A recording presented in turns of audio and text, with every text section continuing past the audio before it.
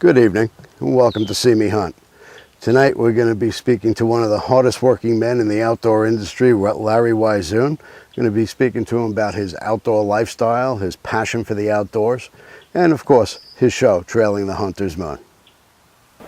I'm Chris Avena. I'm here with Larry Weishuhn at the Ruger booth at SHOT Show 2016.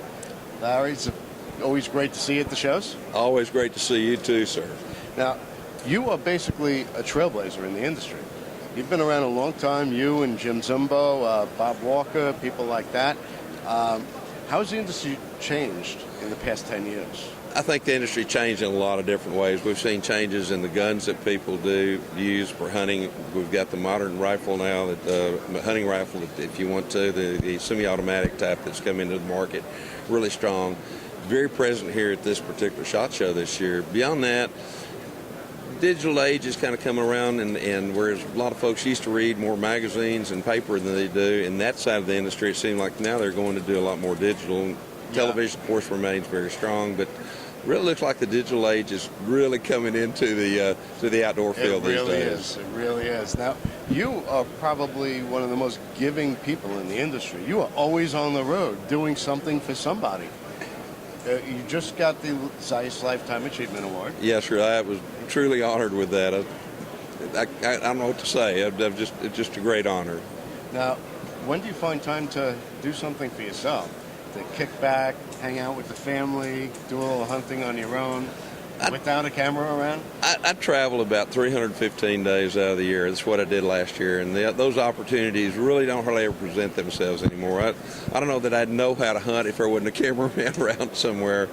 But the great thing about all that is that time that I do have when I get away from everything it's very high quality time with my family, with my grandkids, my daughters, my wife, and occasionally she gets to travel with me a little bit as well too, which is really good. She goes to some of the places that are not the rough and tumble and tent camps, all that kind of thing. So yes, sir. So there's quality time, even though I'm traveling all the time. But I dearly love what I do. I love people, and I love the fact that it's a great opportunity to spend time with some of the finest people in the world, as you well know. Yeah. The people that love the outdoors, they're a very caring group of people. They do the right things for the right reasons. And if it wasn't for those hunters that are spending the dollars, there wouldn't be wildlife anymore. And that's something that a lot of people don't understand. That's a message we definitely got to get out more. Yes, sir. Now, you've hunted all over the world. Where is your favorite place to hunt? The next place I'm going. And that really doesn't make a whole lot of difference where that place is. In this instance, when I leave the SHOT Show, I've got a hunt coming up in North Texas, primarily for white-tailed deer, but also we'll be doing some predator calling. I do some business with Convergent Hunting Solutions. They have an electronic game call, so we're going to spend some time with it as well. And then right after that, I'll go back to South Texas, and then we start back on the show circuit, and I'll be doing some talks in some of the northern states for a few days. I might run into you in those northern states. I'm a northerner myself. Yes, sir. I hope so. Now, you've been to Africa numerous times. Yes, sir. How many times have you taken the Big Five? I've not taken the Big Five. I've hunted elephant and taken elephant and I've taken buffalo and I've hunted lion and all that kind of thing. I've never taken a leopard.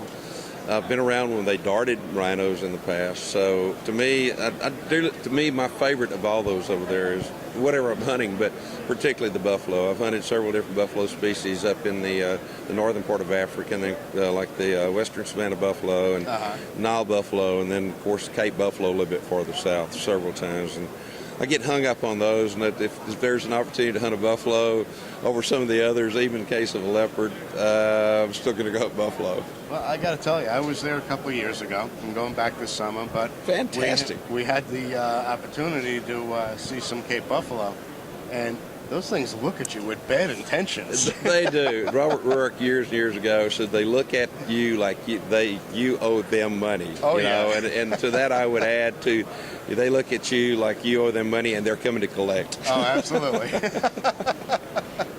All right, so what's next for you this year? We've taken my DSC, Dallas Safari Club's Trailing the Hunter's Moon television show year-round, 52 weeks a year. I've brought Blake Burnett on as my co-host. Blake for years was my cameraman and producer, and so he's doing about half the shows, and I'm doing about half the shows. we're going to spend a little bit of time in Africa back come next, get into the spring, and then the other hunts that I've got out of the country, I'm going to Sweden and Norway to hunt roe deer and reindeer. Wow. But then we're also concentrating a lot this year, again, on North America. Everything from moose to goat to brown bear to grizzlies, and of course, always white-tailed deer. I want to live your life, man. Come on along, by golly. Now, the most important thing in what we do is the conservation. It is. And I know you're very involved with it in numerous organizations. What can we do to assist you? To me, the best thing that we can do, I do a lot with the Dallas Safari Club. To me, it is the finest conservation organization there is in the world. They put their money where their mouth is. It's virtually run by volunteers all the way through, and absolutely fantastic organization. And if anybody really wants to help wildlife, go buy a hunting license, go buy a fishing license, become a member of the Dallas Safari Club. And they can do that by going to biggame.org. It's biggame.org. That will really help. And then be proud of the fact that you love the outdoors. Be proud that you're a hunter, you're a fisherman, because were it not for those sportsmen who are hunters and fishermen, there wouldn't be hardly any fish left. There wouldn't be any wildlife left of any kind, except for maybe some grasshoppers and a few of the snakes that are out there. But beyond that, anything such as the deer, the lions, the elephants, the hippos, the rhinos, if they're not hunted, there won't be any of those animals left, unfortunately. So I think the best thing that we can do is to try to educate those who are still open-minded. And if they're open-minded enough, then I think we can not necessarily convert them, but at least for them to have a better understanding in terms of why wildlife still exists these days. Absolutely. Well, I appreciate everything you do for our industry.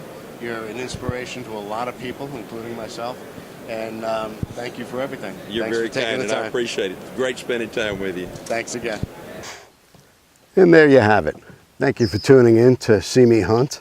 You can follow us at www.seemehunt.com or www.huntinginsider.com. Until then, good luck and hunt safe.